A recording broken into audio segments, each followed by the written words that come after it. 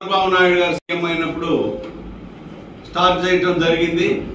అప్పుడు భవ్య సిమెంట్ ఆనంద్ ప్రసాద్ గారు తెలుగుదేశంలో ఉన్నాడు కాబట్టి అప్పుడు ఫ్యాక్టరీ రన్ అవటం జరిగింది. ఇప్పుడు ఏదైతే ఈ తెలుగుదేశం వారు దుమ్మి పడేసి రైతులు అన్యాయం అయిపోతున్నారు అనేది చెప్పడం జరుగుతుంది. ఇంతకుముందు కూడా అదే తెలుగుదేశం గవర్నమెంట్ లో ఉన్నప్పుడు కూడా భవ్య సిమెంట్ ఫ్యాక్టరీ ఆనంద్ ప్రసాద్ గారు నడపడం జరిగింది.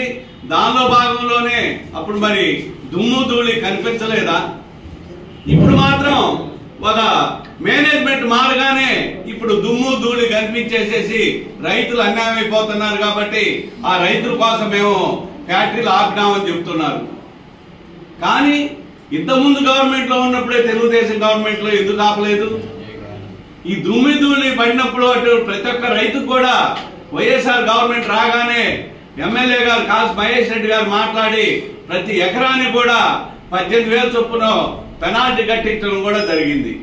కానీ ఇప్పుడు వచ్చినటువంటి ఈ తెలుగుదేశం గవర్నమెంట్ ఈ లోకల్ నాయకులు ఏదో ఇప్పుడు వాళ్ళ స్వరార్థం కోసం కార్మికులు పొట్టలు కొట్టడం కోసం ఈ యొక్క ఫ్యాక్టరీలను ఆపడం జరిగింది. అదే విధంగా చిట్టినాడు సిమెంట్స్ కూడా ప్రొడక్షన్ స్టార్ట్ అయింది లాస్ట్ అంత ముందు ఉన్నటువంటి తెలుగుదేశం గవర్నమెంట్ లోనే. ఇప్పుడేం కాదు, అప్పుడే అదే నాయకులు వాళ్ళ నాయకులే అందరూ కూడా భూములు ఎక్కించడం జరిగింది, భూములు అమ్మటం జరిగింది, భూములు అమ్మేటటువంటి రైతు దగ్గర ₹1,00,000 కమిషన్ పెట్టుకోవడం కూడా జరిగింది. యాక్చువల్ వైఎస్ఆర్ గవర్నమెంట్ వచ్చినప్పుడు భూములు కొనది చాలా తక్కువ. అక్కడ భవ్య సిమెంట్ ఫ్యాక్టరీ కానీ ఇక్కడ చిట్టినాడు సిమెంట్ ఫ్యాక్టరీలో కానీ కొన్నదంతా కూడా తెలుగుదేశం గవర్నమెంట్ హయాంలోనే కొన్నారు. తెలుగుదేశం నాయకులే బ్రోకర్లుగా ఆ ఫ్యాక్టరీకి బ్రోకర్లుగా ప్రవర్తించి రైతుల దగ్గర ₹1,00,000 1,50,000 కమిషన్ పెట్టుకొని ఆ రైతుల దగ్గర తీసుకొని ఫ్యాక్టరీ భూములు అమ్మించడం జరిగింది. అప్పుడు కనిపించినటువంటి రైతులంతా కూడా ఇప్పుడే కనిపించడం జరిగింది. భలే విచిత్రంగా ఉంది ఇది. ఇప్పుడు కావాలని వాళ్ళ స్వార్థం కోసం వాళ్ళ నాయకుల స్వార్థం కోసం ఫ్యాక్టరీని 40 రోజులు ఆపిచ్చేసేసి ఇప్పుడు మేము రైతుల కోసం పోరాడినాము, రైతుల కోసం పోరాడతాను చేస్తున్నాము అని చెబుతున్నారు. అది సమంజసమైనటువంటి విధానం కాదు. ఈ ఫ్యాక్టరీని ఇంతకుముందే నడిచింది 2014 నుంచే ఆ గవర్నమెంట్ తెలుగుదేశం గవర్నమెంట్ లో నడిచింది. అప్పుడేమో మేనేజ్మెంట్ వాళ్ళ తెలుగుదేశం నాయకుడు ఉన్నాడు కాబట్టి అప్పుడేమో ఈ ధర్నాలు ఈ కార్యక్రమాలు చేయలేదు. ఇప్పుడు మేనేజ్మెంట్ మారింది కాబట్టి చేశారు. సరే, దాని ప్రకారం రైతులు అన్యాయం అయిపోతూ చేస్తాడు, మంచిది వాళ్ళకి ఇప్పిస్తే. కానీ ఇటు ఉన్నటువంటి కార్మికులు కూడా అన్యాయం అయిపోతున్నారు కదా 2,000 మంది.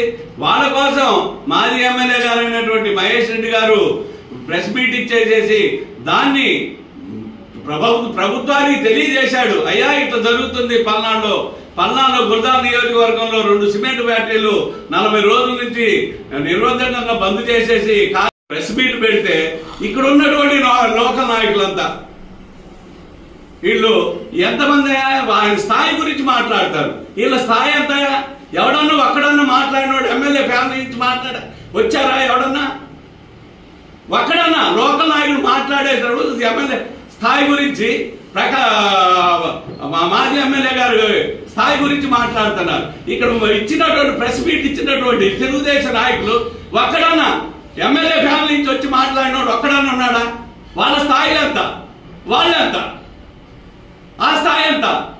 మా ముఖ్యమంత్రిగా 2 సార్లు ముఖ్యమంత్రి చేశాడు, గవర్నర్ చేశాడు, హోమ్ మినిస్టర్ చేశారు, అనేక మంది వాళ్ళ నాన్నగారు ఎంపీగా చేశారు, మినిస్టర్ గా చేశారు. ఈయన ఎమ్మెల్యే కాదు. పుట్టిన కానించి నిక్కర లేని కాంచే వాళ్ళ ఇంట్లో రాజకీయం ఉంది. ఈ మాట్లాడే వాళ్ళందరూ ఏ రాజకీయం ఉంది? ఇంట్లో ఒక్కడ కూడా ఏమన్నా ఎమ్మెల్యే స్థాయి వీళ్ళందరినీ మాట్లాడేటప్పుడు స్థాయి నుంచి మాట్లాడకూడదు. వాళ్ళ స్థాయి ఏంటి, మనం ఎంత మాట్లాడాలా అంతవరకే మాట్లాడాలి. అంతేగాని మహేష్ రెడ్డి గారి స్థాయిని విమర్శించే స్థాయి